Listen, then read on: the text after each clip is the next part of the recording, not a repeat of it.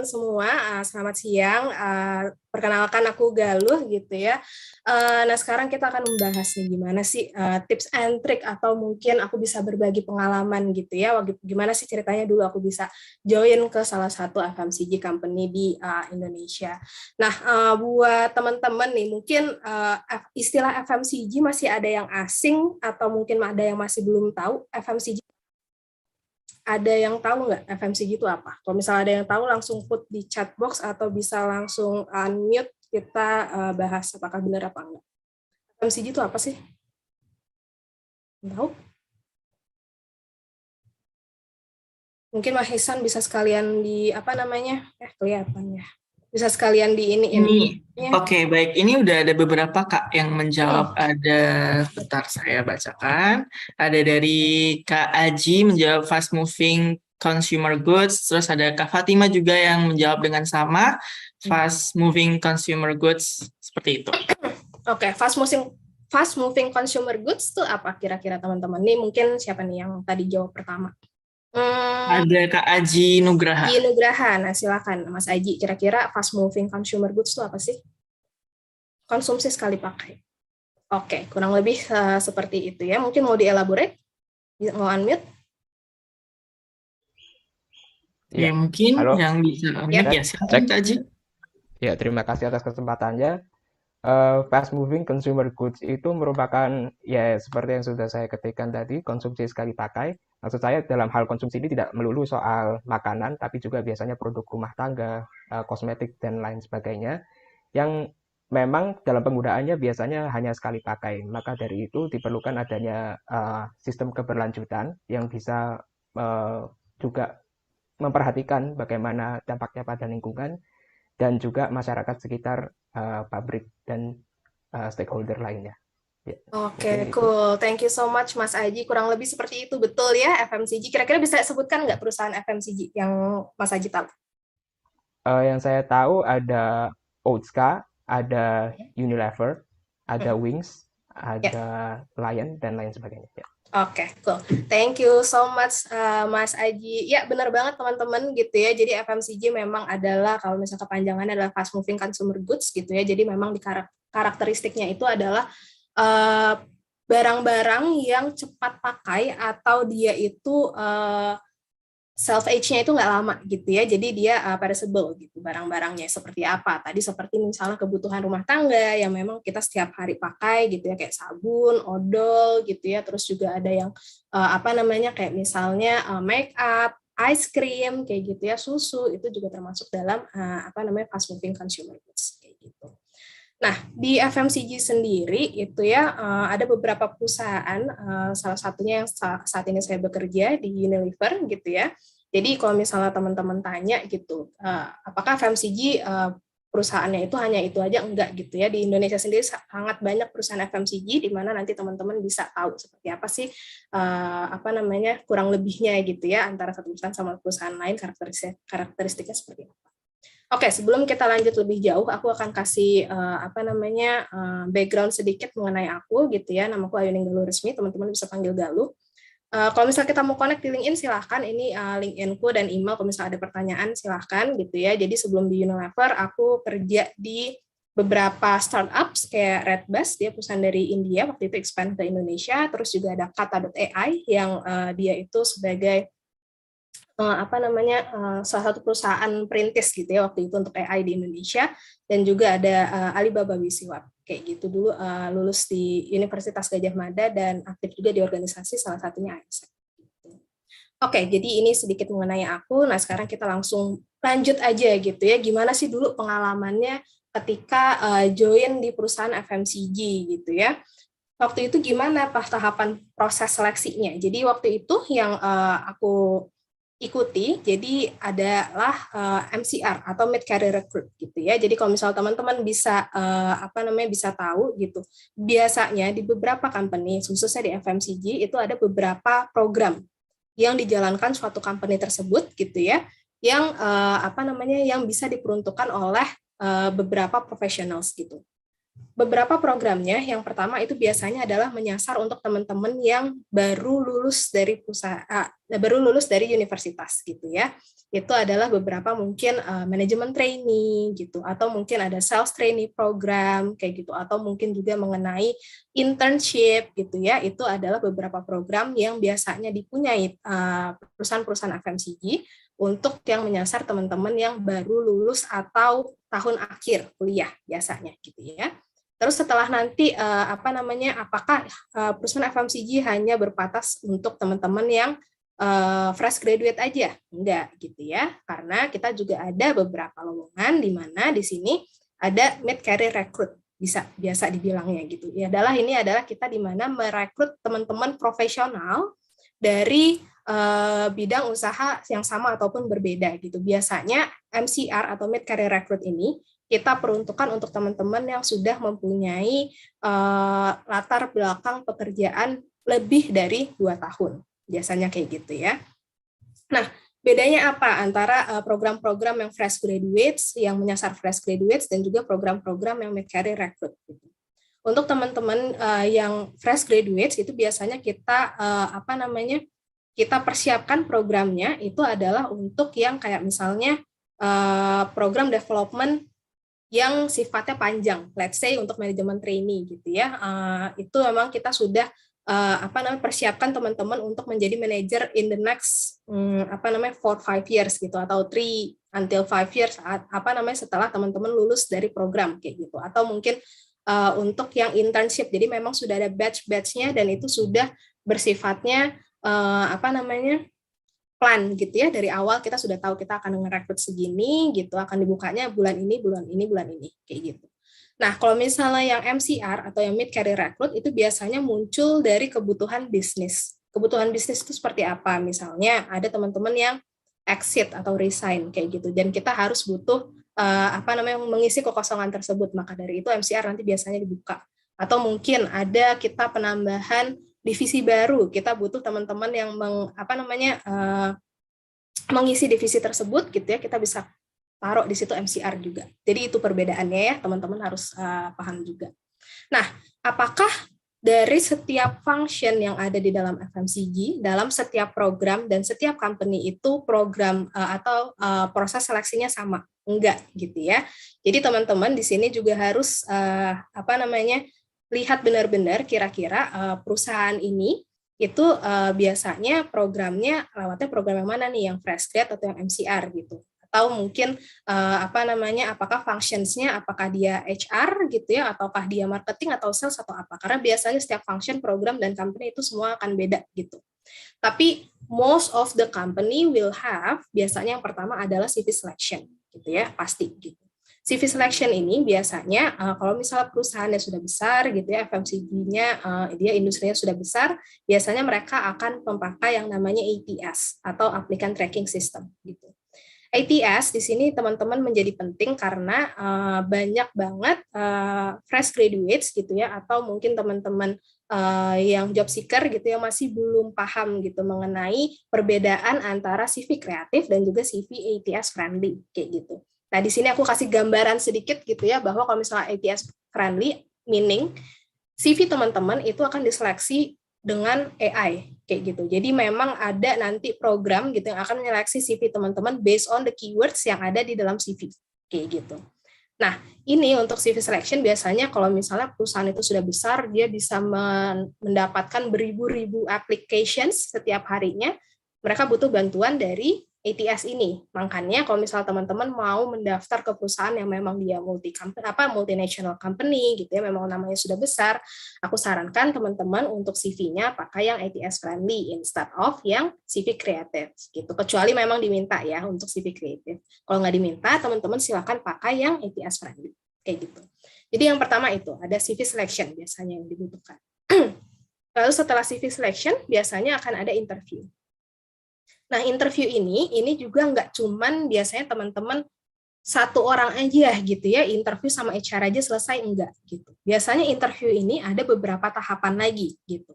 Kayak waktu dulu saya ketika pertama join di perusahaan saya sekarang, itu ada 3 tahapan interview gitu ya. Yang pertama itu adalah phone interview, phone interview ini biasanya dilakukan oleh HR gitu ya, oleh rekruternya untuk tahu seperti background kamu seperti apa, ekspektasi kamu seperti apa, minat kamu seperti apa, itu biasanya akan dilakukan oleh rekruter dulu gitu ya, HR interview.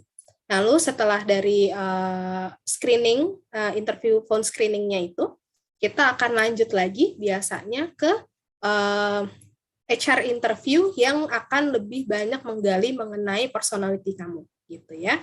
Nah, personality kamu biasanya mengenai motivasi gitu ya, mengenai hal-hal yang bersifatnya soft skill gitu. Itu biasanya dilakukan oleh HR. Setelah dari HR biasanya akan lanjut lagi ke user gitu. User ini siapa? Ini biasanya adalah line manager kamu, di mana nanti kamu report ke orang ini gitu. Nah, biasanya kalau misalnya user interview, biasanya yang dicari itu lebih ke kayak apakah teman-teman mempunyai skill yang tepat untuk mengerjakan pekerjaan ini, dan juga yang gak kalah penting adalah chemistry gitu ya. Apakah kira-kira bisa nggak sih kerja sama kalian gitu ya, si line manajernya gitu. Kira-kira bisa atau enggak gitu untuk bekerja sama dengan baik secara tim ke depannya. Seperti itu biasanya yang dilakukan di user interview. Biasanya ada beberapa tahapan lagi yang biasanya tahapan terakhir itu adalah VP interview gitu ya. Enggak semua company punya gitu ya, tapi biasanya ada beberapa company yang akan melakukan interviewnya itu sampai VP interview gitu. Ketika di VP interview biasanya yang ditanyakan akan lebih ini lagi gitu ya, akan lebih abstrak lagi gitu ya. Jadi yang ditanyakan biasanya adalah mengenai pribadi kamu gitu ya, mengenai visi kamu ke depannya seperti apa gitu ya. Jadi hal-hal yang bersifatnya intrinsik dan apakah orang ini mempunyai DNA yang tepat untuk company kayak gitu. Jadi biasanya untuk VP itu yang dilakukan adalah hal tersebut. Lalu yang terakhir yang nggak kalah penting adalah medical check up gitu, karena bisa jadi suatu orang ini dirasa fit gitu ya, dari CV selection sampai interview semua orang suka gitu, tapi ketika medical check up dia nggak lolos ya, kita nggak bisa untuk meloloskan orang tersebut. Jadi biasanya kalau di FMCG itu kita ada medical check up untuk ngecek apakah kalian fit enough gitu ya untuk join the company atau enggak gitu. Tapi apakah ini adalah menjadi syarat mutlak, jadi harus benar-benar 100% sehat untuk join atau enggak gitu. Biasanya enggak gitu ya. Biasanya kalau misalnya memang ada concern gitu ya, tapi dirasa ini tidak akan mengganggu pekerjaan, itu biasanya akan diminta untuk konsultasi terlebih dahulu dengan internis biasanya, atau dengan dokter terkait spesialisnya lah gitu ya, dan juga dengan dokter perusahaan. Dari di situ baru nanti akan ada hasilnya gimana, apakah fit atau enggak gitu. Jadi teman-teman aku sarankan dari sekarang gitu ya, jaga kesehatan gitu, karena aku bahkan kemarin banyak teman-teman fresh graduate yang juga nggak lolos gitu ya medical check up, padahal teman-teman masih muda gitu ya, masih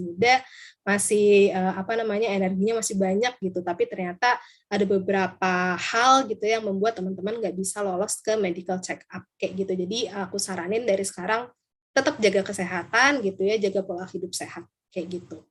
Lalu apakah ini doang yang ada di CV selection, interview, dan medical check up? Enggak gitu ya. Jadi biasanya ketika teman-teman join ke suatu company, biasanya tergantung dari programnya itu ada beberapa hal lain. Seperti misalnya yang pertama adalah yang paling umum juga FGD. FGD ini biasanya dipakai untuk teman-teman yang manajemen trainee gitu ya, karena kita banyak gitu untuk talent pool-nya. Jadi untuk untuk memudahkan kita biasanya akan melakukan FGD. Terus setelah FGD biasanya kita akan ada juga business case. Business case ini apa? Untuk melatih, untuk melihat business acumen dari teman-teman. Apakah teman-teman aware atau enggak nih dengan industri yang saat ini sedang berjalan kayak gitu. Apakah teman-teman logiknya jalan nih untuk melihat suatu bisnis atau enggak kayak gitu. Nah, biasanya dari FGD, business case, terus tuh biasanya juga akan ada role play gitu ya. Ada beberapa perusahaan yang juga akan menerapkan role play gitu. Jadi role play ini biasanya lebih ke kayak untuk teman-teman yang mencari posisi sales atau marketing gitu ya, di mana teman-teman ini harus ke field Jadi biasanya ada role play gitu. Gimana sih caranya jualan, gimana sih teman-teman itu kalau misalnya presentasi itu seperti apa, itu biasanya dilihat di sesi role play ini. Jadi teman-teman kalau misalnya mau mendaftar ke FMCG, silakan untuk dicek lagi function yang teman-teman mau masukin apa, programnya itu apa, dan juga company-nya itu apa. Biasanya tidak akan sama antara satu function, satu program, dan satu company untuk si selection prosesnya. Tapi kurang lebih yang pasti akan ada adalah itu, 3 ini. CV selection, interview, dan medical check-up. Seperti itu ya. Oke. Nah, lalu selanjutnya gitu ya, kita juga melihat apa sih yang harus di-prepare jadi ya setelah tadi melakukan 3 hal tersebut atau lebih gitu ya, tergantung nanti posisi atau perusahaan yang teman-teman tuju, apa yang harus di-prepare gitu ya, mindset-nya apa aja dan skill yang perlu diperlukan tuh apa aja. Jadi aku akan quick karena kita waktunya terbatas gitu ya. Jadi yang pertama adalah tentu saja teman-teman harus tahu mengenai functional knowledge dan juga experience teman-teman. Teman-teman harus bisa ngejual hal tersebut gitu ya. Functional knowledge itu apa? Functional knowledge itu adalah di mana teman-teman nanti harus paham betul mengenai function yang teman-teman apply. Misalnya marketing. Marketing biasanya sama sales kan mirip-mirip. Apa nih bedanya? Ngerti nggak marketing? Ngerti nggak sales gitu? Bedanya apa? Kayak gitu teman-teman harus ngerti functional knowledge itu seperti apa. Dan ini juga tricky untuk teman-teman yang pengen ke brands, karena FMCG itu biasanya akan mengelompokkan juga based on brands gitu ya. Itu adalah teman-teman harus tahu brand yang teman-teman akan dealing with gitu. Biasanya akan dijelaskan di dalam job description-nya ini akan megang brand apa aja kayak gitu.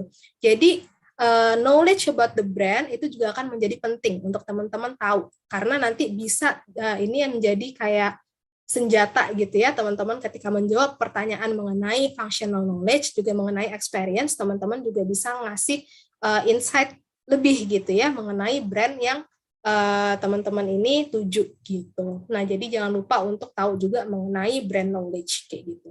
Biasanya dapat dari mana sih functional knowledge, brand knowledge gitu ya?